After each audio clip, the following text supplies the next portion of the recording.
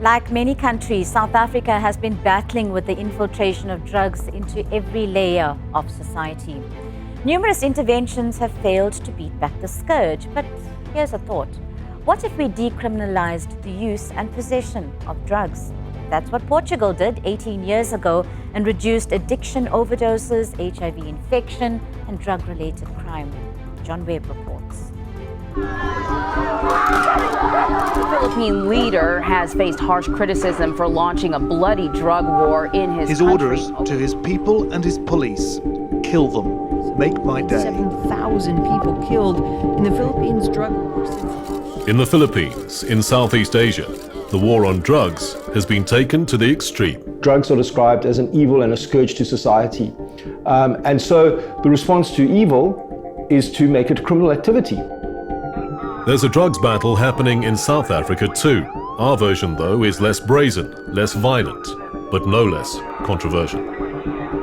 But the militarized assault on drugs is, according to this man, not only a mistake, but based on a dangerous misconception that ignores the real issue. It's more about the socio-economic circumstances that people find them in, and the way that they're continually marginalized by the way that we respond to drugs.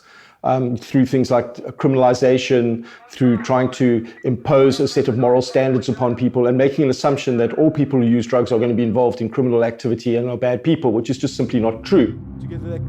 He's international drugs policy activist 𝗀𝗵𝗶𝘆, a dependent drug user who resolved his own drug-related issues. He's widely acclaimed for his activism and has even caught the attention of the United Nations. His opinions might not always be popular, but they remain, along with his experience, in high demand. And while he takes issue with how drugs are often dealt with, he knows a crisis when he sees one. We can't tell you exactly how many people in South Africa are using drugs, but there's an estimate out there of about 75,000 injecting drug users. That's probably a bit conservative, and certainly we're seeing an increase in the use of drugs in South Africa. So we do need to have better responses to it, and we do need to address the issues. That shouldn't come as a surprise to regular viewers of Carte Blanche.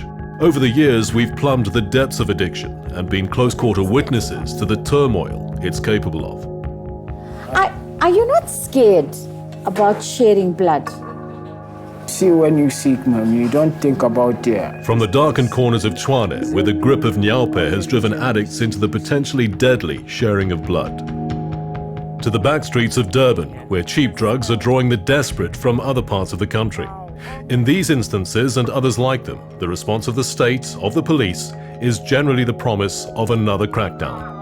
A mistake, 𝗀𝗍𝗍 says. If you arrest a young person for drug possession, unrelated to any other factors in their life, they are 7 to 8 times more likely to be arrested in their 40s for a violent crime. They are also 2 to 3 times more likely to become drug dependent in their life. According to 𝗀𝗍𝗍, what we're facing is a crisis of policy. So if that's true, what, if anything, can be done to fix it? Well, finding the answer to that question requires packing a bag and heading abroad. That's because in several parts of the world, a truce has been declared in the war on drugs, or at least more attention is being paid to who's friend and who's foe. The man with his back to the camera we'll call Paulo. It's not his real name, and in the next 30 seconds, you won't see his face. That's because he's a drug user, something he's not particularly proud of. He's been caught on the streets with a small amount of cocaine. But this isn't an interrogation, and the people opposite him aren't detectives. They're health professionals, part of a team of doctors, psychologists, and social workers.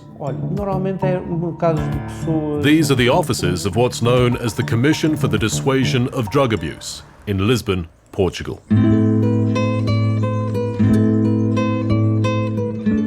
A tourism mecca with a fascinating and textured history, Lisbon hasn't always been as peaceful, as serene, as it appears today.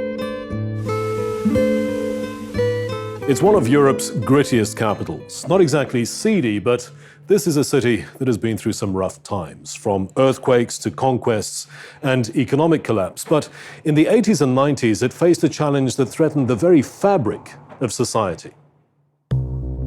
Shortly after a revolution ended 40 years of dictatorship, there was a drugs explosion in Portugal. By the late 1980s, an estimated 100,000 people were addicted to heroin, about 1% of the population.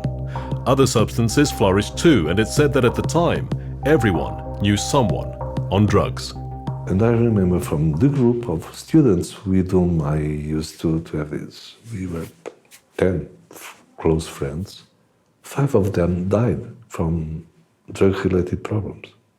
It was really devastating our society.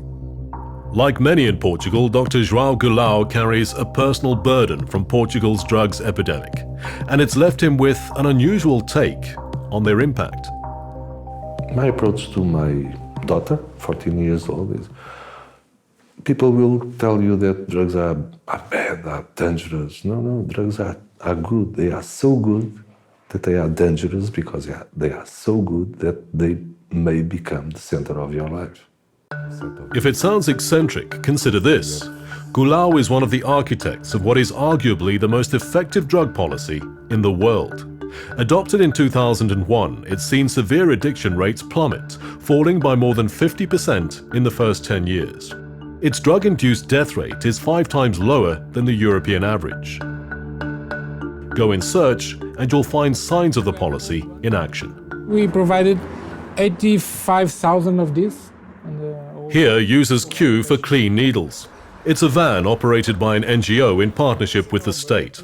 Those wanting to give up heroin are given methadone as a replacement.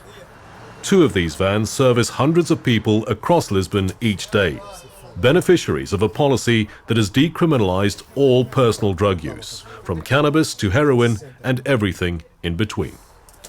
It's a policy that has won Portugal admirers and a few critics around the world, and at its center is an approach that says you treat drug addiction and drug use as a medical issue rather than a criminal one. Drugs are still illegal in Portugal, but the change in approach means anyone caught using small, predetermined quantities won't end up in court and possibly jail. For drug traffickers and pushers, prison awaits. They're still pursued by the police and the courts. Drug users are looked after by the country's health department. This is a disease like the others, with the same dignity as the others, and people who suffer from it deserve the same dignity as other patients. Legally, it's very similar to being caught driving without the seatbelt. So it's like in those situations where the person is caught driving without a seatbelt, because it's an administrative offense, the person is not arrested. He doesn't get a criminal record out of that. Dr. Nuno Capaz heads up Lisbon's Drug Dissuasion Centre. It's his job to help ensure good policy remains good practice. Our background is health, so what our concern is health issues. So if we see someone that might be in some sort of problem or trouble, we try to help, just simple as that. And we do have the law that we have to apply. We might eventually have to decide upon some sanctions, but nevertheless, everything is health-centered, so yes, there's a lot of compassion involved in all the procedure. And that is good news for Paulo. The system has spared him a criminal record, and instead Capaz and his team are sending him for counseling. At some point, he just said, well, if people are willing to help me, I might as well as accept it. And that doesn't mean he's going to stop using altogether eventually, but at least it shows that he's in tune with having a more responsible and more conscious relation with the substance that they are using. And that's basically our goal. Given the policy's success, it's small wonder that last year alone, 50 international delegations visited Portugal to take a look for themselves. So, does the Portuguese example provide a blueprint for how we should be doing things in South Africa? Well, for starters, the 2 countries have very different healthcare systems. But perhaps if there is a lesson to be had, it's in how the Portuguese have approached this entire challenge. And that can be summarized in one word: compassion. It's probably not a word you would generally associate with South Africa's current policy. And the fallout from that is seen on the streets of places like Durban.